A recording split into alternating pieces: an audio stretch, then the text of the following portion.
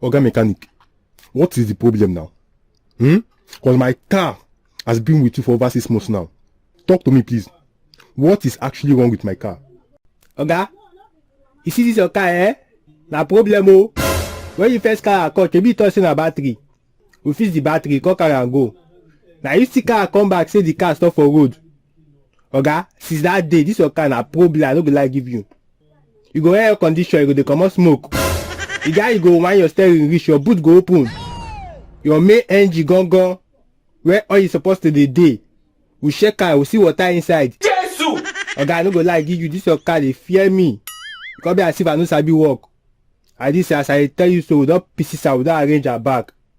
You get time wey the team move, instead of am to move front or back, e dey move sideways. Jesus! Like this oga, this your car. Na to sell and give condemn. Cause you no fit even sell am part by part. Nobody go buy am. Everybody may buy one part gone, go get like 50 problem. Abi you order this one for Temu,